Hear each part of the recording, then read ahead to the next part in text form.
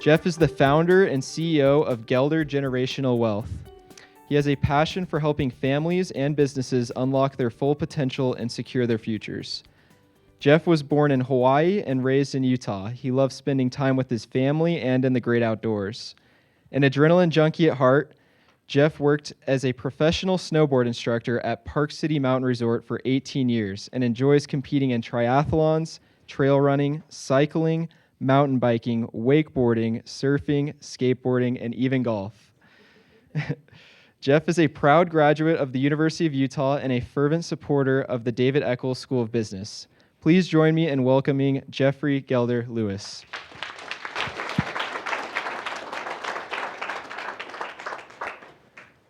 Thank you for being here. I really hope that you enjoyed your other sessions and hope that I don't put you to sleep in this one. But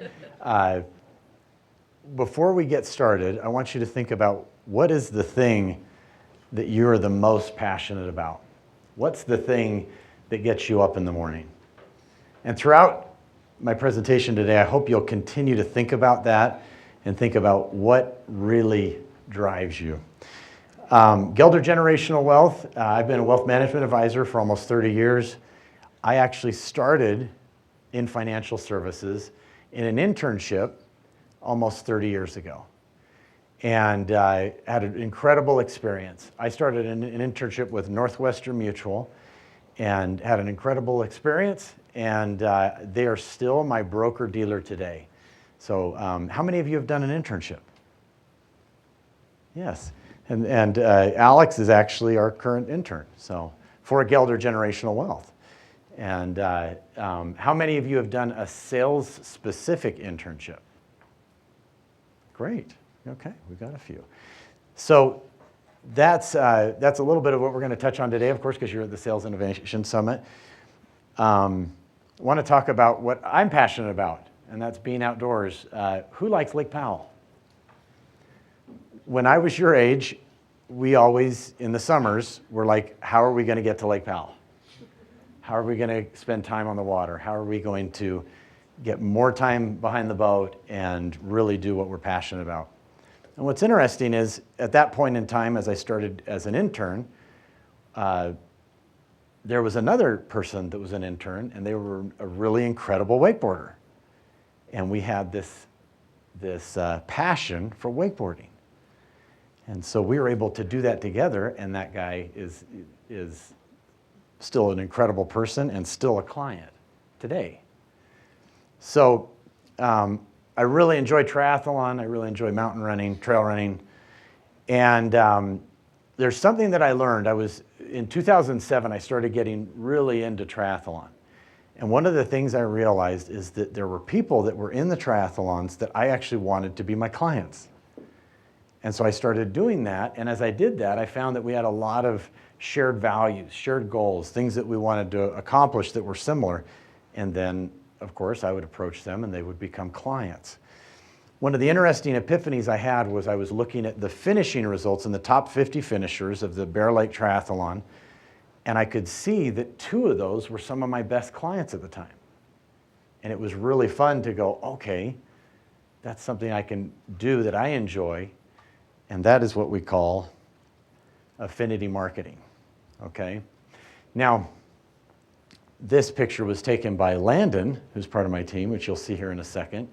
And this is one of my favorite pictures. I'm going to talk about this a little more at the end of my presentation, but snowboarding is one of my favorite things to do in the whole world. I love being in the mountains. I love Utah snow. And it's actually become part of who I am and the business I have and the lifestyle I have. And it's something that I've chosen to make a high priority in my life. Now, when you think about any career that you want to be in and what you're most passionate about, one thing I would leave with you as a really, really strong, encouraging recommendation is prioritize your passion. Prioritize your passion. Now, this was a great experience, and I'm going to talk about that later, but does anyone know what this is? Raise of hands. Anyone? You know? What is it? Yeah, isn't it like one of those like crunch machines or full body workouts where you like? It is. It is. Yeah, and it's. You may have seen one in your grandma's house, or like in a basement, or in an antique store. But my first sales job was selling health riders, and it was selling them in a call center. Do you know what a call center is? Do you know what an infomercial is? Okay, so I would be in a call center, and they would show an infomercial, and we would be staged, ready to get people that were interested in buying this awkward machine. Now, that was a really good experience. I learned a lot from it, but one of the most valuable things I learned from that was I could not be passionate about selling that because it wasn't something that I believed in. I was in a cubicle, and you notice where that health rider is, there's no windows. You can't see outside. You're not, and so for me, I was like, I want to be outside. I don't want to be inside exercising. So it didn't align with what my passion was.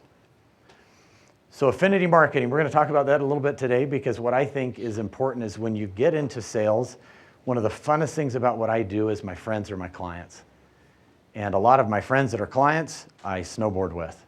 A lot of my friends that are clients, I trail run with. One of the pictures before of me, here, I'm going to go back, this one here.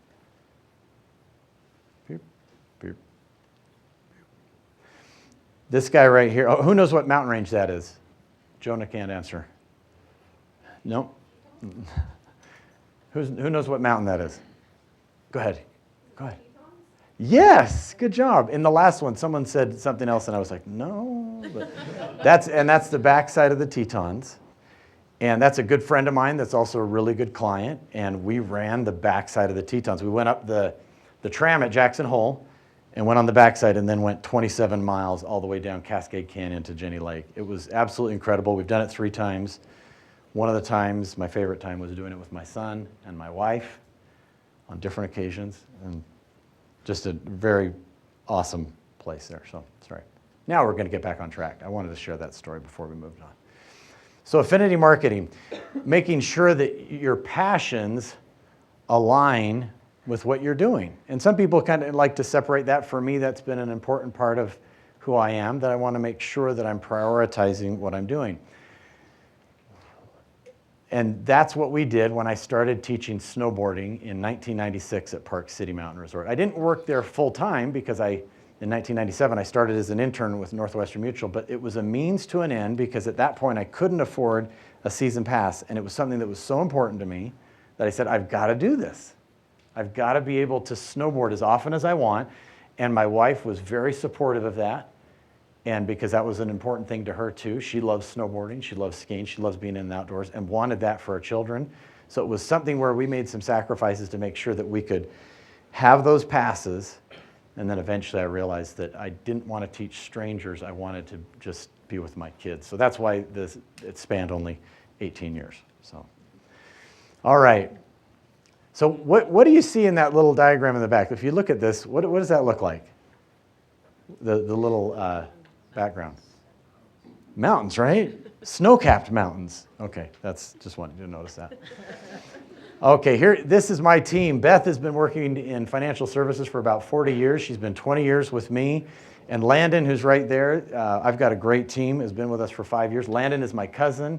He's also a University of Utah grad. I'd like an applause for that. Thank you, okay. And together, we have about 70 plus years of financial services experience. And I have a really, really terrific team. Now, what I want to share with you today is when we look at passion, I have a passion for people. I have a passion for taking care of people, and that the work that we do, helping people achieve their most important financial goals, is not just passion for money. It's actually passion to help people progress. And the reason I say that is money is not important in and of itself. Money is important because of the options, the opportunities, and the decisions that it allows us to make. So I'm going to tell you a little bit about what we do, okay? And hopefully I don't put you to sleep. One of the fastest growing parts of the work I do is investment and advisory work. And we help people to really understand what their money is doing, making sure it's put into the right accounts. And here's a few things that I'm just going to go through. Asset allocation, portfolio rebalancing, active, passive. We actually have a portfolio that our clients love that actually is proprietary, and we customize it for clients' risk tolerance. Diversification. Don't put all your eggs in one basket, right? Tax loss harvesting. Have you ever heard of that? Anyone heard of that? Really, really kind of a very cool thing. Don't worry, we won't go into detail on that. But performance reporting. I think it's so important that sometimes you ask people, how are your investments doing? And they really don't know. We want our clients to understand what their investments are doing and how that is going to help them to achieve their most important financial goals.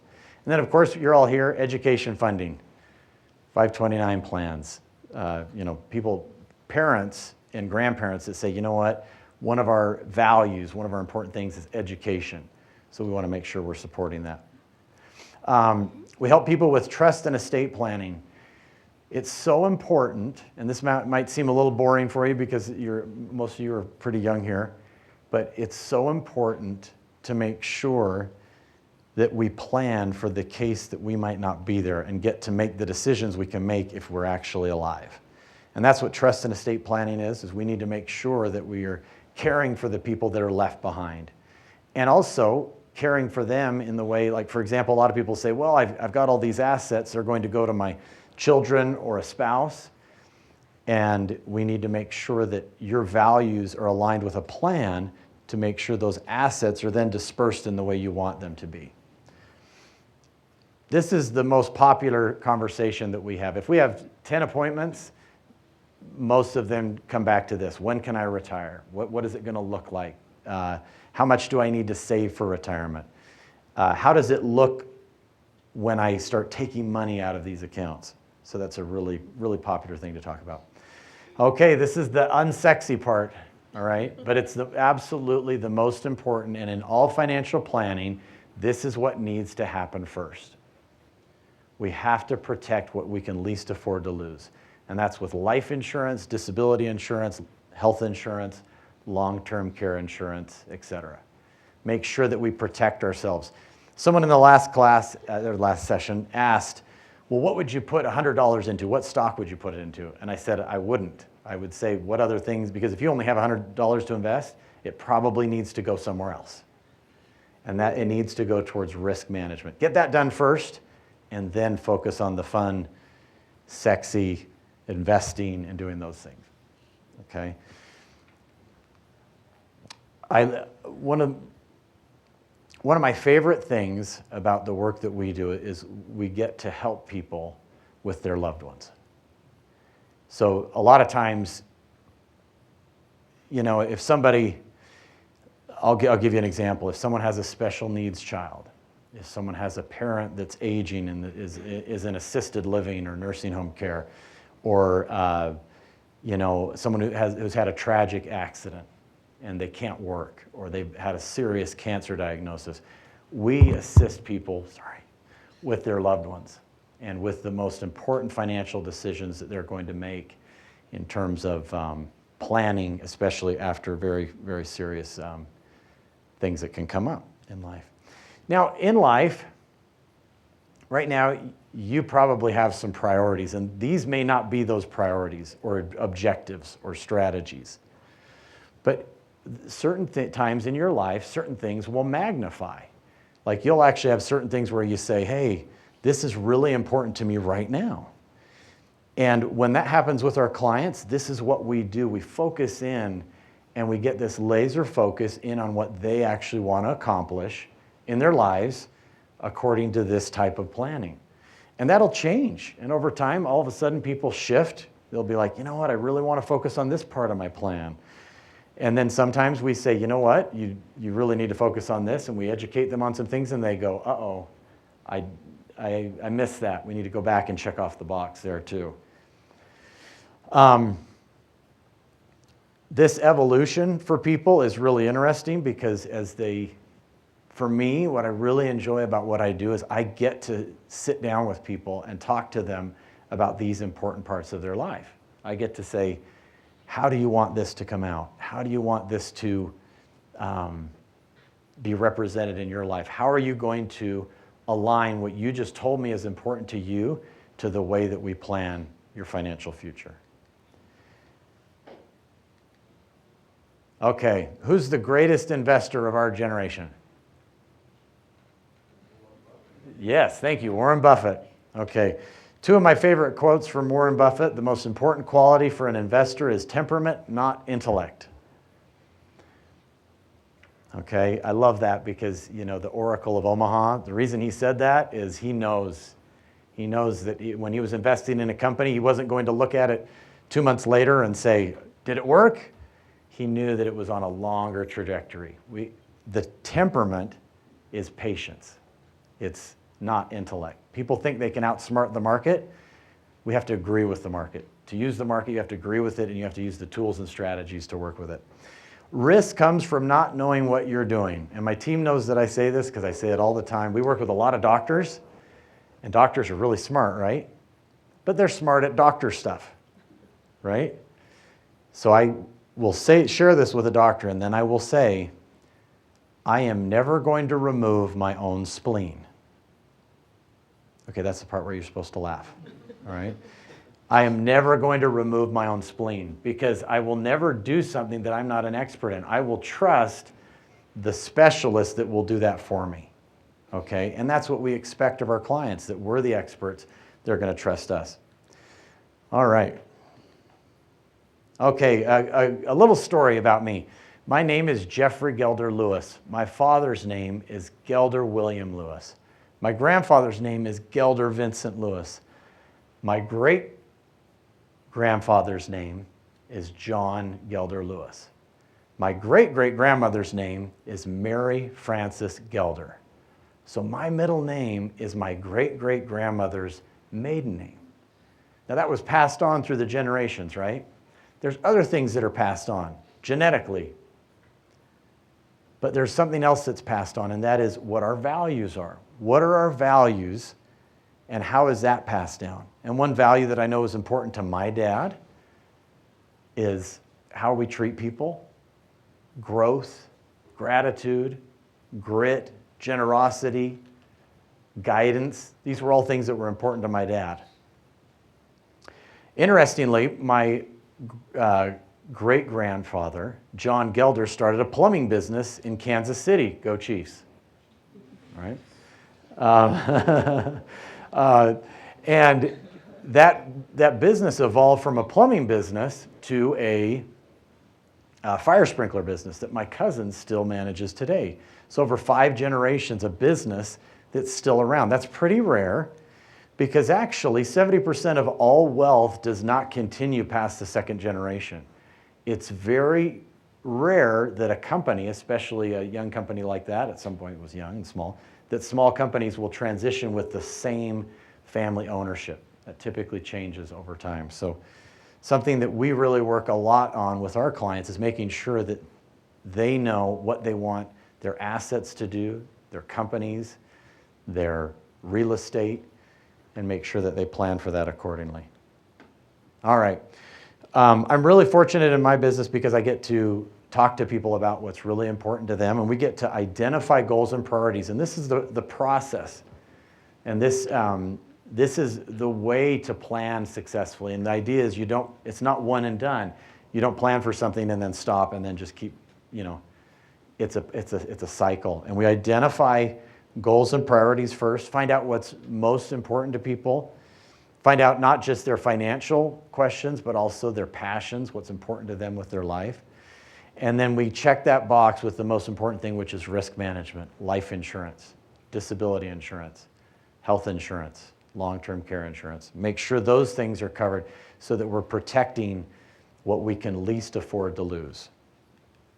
A written wealth management plan. This is so important. If you talk to a lot of people, you'll say, do you have a plan? And they'll be like, oh, yeah. And we'll say, well, is it written? And they'll say, no. A written wealth management plan is super important because it's a way that we can actually have on paper, have recorded what our goals are and how those goals align with how we're managing money. One of the most important goals of our firm is to make sure that those plans that we put together reflect what our clients' values are and then how they want to manage their money. And if we get those two things together, I think that's really great, because then we are funding the priorities of that plan. And those priorities go back to what people are passionate about. We always want to accumulate on a tax deferred basis, and then we want to make sure that we're monitoring that on an ongoing basis. I love mountains. I have a friend, his name's Greg Paul. He's one of the owners of Momentum Climbing. He summited Everest in 2016. We've had him present, I've seen him present like 3 or 4 times. I never get tired of hearing him talk about that experience. I never want to do that, but I really respect it. And there's, as many of you have heard, people die when they go to Everest. But have you ever asked yourself the question, when they die, do they die on their way up to the summit? They die on their way down. And most people on Everest die on their way down. We like to liken that to any goal or retirement goal, because the goal is not just to get to the summit or to get to the finish line. The goal is to get to the next place. And of course that in retirement is we want to retire once. We don't want to retire twice. That doesn't work. That means the plan didn't work. I love mountains. Spending time in the mountains is really important to me. Spending time with my family in the mountains, spending time with my clients in the mountains. And so I would hope for all of you that as you think about what I said at the beginning, prioritize your passions, try to align whatever you decide to do in your career with what you actually like to do. Not just because it's going to make money, but align it with actually what gets you up in the morning, what gets you going. So here, just a concluding story here. Landon is in this picture. We were the only 2 snowboarders in this group of really good friends and clients. But this was a dream come true a couple of years ago, that I was able to take clients and friends cat skiing in Idaho at a place called Soldier Mountain. We stayed overnight in a yurt. We cat skied for 2 days.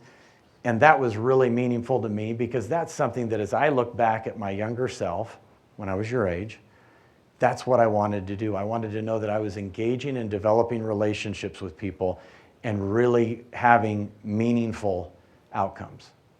And I'm really grateful that I get to do that in the work that I do. This we just put in here to brag about my great team. And thank you, Landon and Alex, that are both part of my team. Beth isn't here today, but I love this because it's red and black.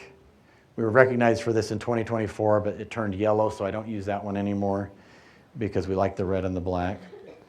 And just so we can leave some time for questions, I'd like to ask you a favor. If each of you will do something for me. 2 things. One, with this, I think you'll get my email address. Email me, and I want you to email me and tell me what your passion is. And secondly, if you're interested in an internship with Northwestern Mutual, put that in there too. So 2 things. I want to hear what you're passionate about, and then I want to also hear if you're interested in an internship with Northwestern Mutual, and we'll make sure that someone gets in contact with you. Just in closing, I really, really am grateful for the opportunity that I had to meet the people from Northwestern Mutual so I could do an internship. The fact that I've been in this career where I haven't had to switch or change careers, I've been really grateful to stay in the same place this whole time. And I just want to tell you one thing that I think if I could leave you with just one really big piece of advice, believe in yourself. Believe in your capability. When you get up in the morning, don't think about all the things that you can't do. Think about the things you get to do. Be grateful for the things you're able to do. And give yourself some grace. At this stage in life, things are hard, and it's not always easy to confront the things that you have to, the decisions you have to make. but face it with passion, and face it with knowing that you're going to be able to do great things. Thank you.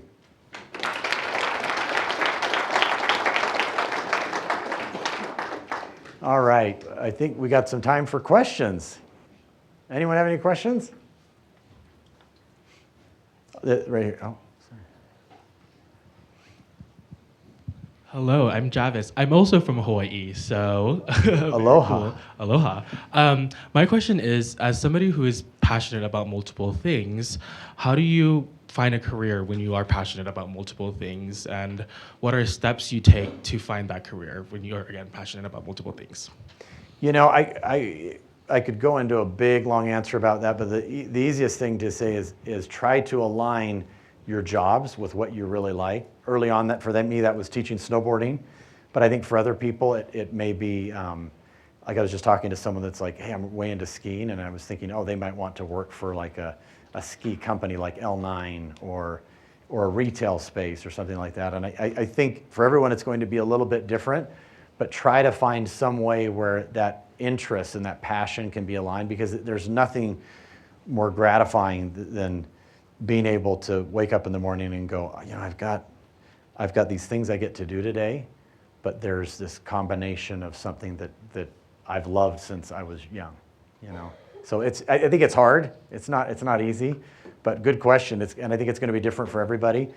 I think the best way to discover that is through a good internship, to really test drive something before you actually do it, because I know a lot of people that get to the later ends of their career and they go, yeah, I'm here now, and they don't feel passion, and so they've lost that because they kind of just went a direction and didn't align that early on. Hope that's helpful. Oh.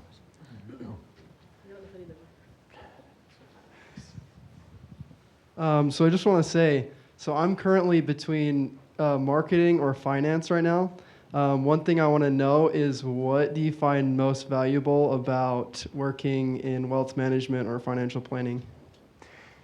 For me, it's the time with people that I care about and being able to help people really achieve what's most important to them. And we love our clients. We have really great people that we work with, and we care about people. And being passionate about people, that's kind of fun. Marketing, I actually have a lot of family members that have been very successful in marketing, and that's a great path too. But I think the difference is that's more transactional.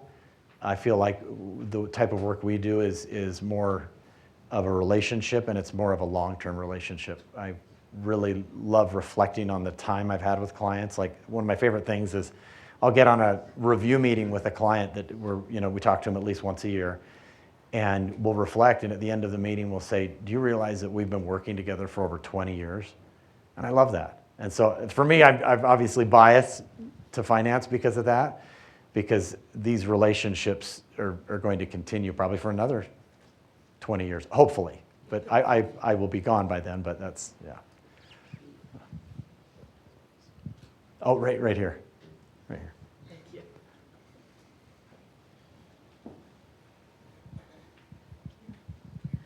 I just wanted to, first of all, thank you for being here today. It was awesome to learn about a different industry. But my question is, I feel like we all hear a lot about how hard it is to start a business and how there's so many difficulties with it. So I wanted to ask, what has been your number one success, and what has been your favorite thing about owning your own business?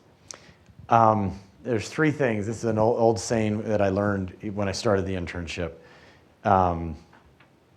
Income, independence, and impact. I wanted those three things, and I feel like I still have that. And that's why I love owning my business, is I'm my own boss. I get to decide what I do, when I do it. There's very few times that someone says, you have to be here at this time.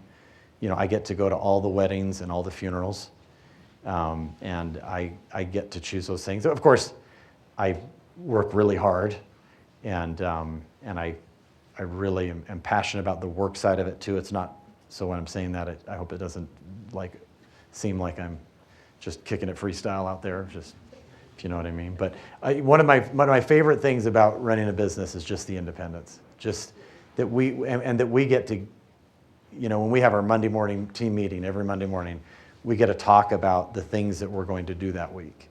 And we get to build things and plan for things, and it's exciting. I don't, when you're going to school, I remember this feeling when it was Sunday night, and you're going to school tomorrow, and you're like, oh no, what test do I have? It's like all of a sudden it kind of hits you, right? Well, that feeling, I had a little bit of PTSD for about 5 years after graduating from college, where I'd all of a sudden go, oh, I don't have an exam tomorrow. I don't have a report that's due, right? But now it's much different because it's like, I love what I do. Like, I really enjoy it. So I'm grateful for that. Yeah. Thank you. What? Sorry, what did that say? 1 minute? Yeah, 1 minute. Sorry, all of a sudden my contacts went really dry there when I was talking. Sorry. One more question, or maybe two. We'll see. Hi, I'm Sam Walters. Nice to meet you. Great presentation. Thanks, Sam. I'm just curious, as a financial advisor, you specialize in finance. How important is it to find the right people to create a team that you guys are efficient and effective in your business in that aspect? So, and that's one of the hardest things too. It really is, and I'm really grateful for my team. But before we started here, we were talking to Alex and some of her friends, and grateful for just finding really good people that that come in that are excited about doing the work and engaging with clients, because that's the most important thing. When we know that my values align with my team's values, it's the best. But that's challenging. It's not easy. And it's so important that the teams that we develop in any sector of business, that you have that culture that is continually being energized and being focused on what's the end goal, and really that comes back to core values like growth, grit, gratitude, generosity, guidance, and matching all those together. Great question, Sam. One more? Do we have time for one more? Yeah. Okay. Oh, wait for the mic. Yeah, sorry. Yeah. Hi, my name's Emily. Thank you for your presentation. That was amazing. So my question was, how do you connect with your clients on a personal level, maybe connecting your passions or whatnot through a digital world? Because I'm going to be working with a lot of people across the nation. So how do you do that without being able to go hiking or skiing with them in person? That's really hard. Yeah, I think one of the little things that I would say is there's a lot of clients that we have that are actually national clients that we don't ever get to hike and ski with, but we still try to connect with them. Like I have a brain surgeon and a neurologist that are in Florida, and I still feel very connected to them. I actually flew out and met them at one point, and I think that's really crucial in this digital world, that we do find times to engage, literally like mano a mano, like just we're there with them. And so I think COVID kind of shut all that type of interaction down, but I think as you see yourself in that type of a role, you may have a moment where you're like, you know what, I really need to go be with these people in person, and try to find those. You can't always do it, it's hard, but I think part of that is that connection, because then they refer back to that personal interaction the next time you're not in person as, oh yeah, I know this person. They're a real person. It's not just someone on a Zoom screen. Does that make sense? Thank you so much.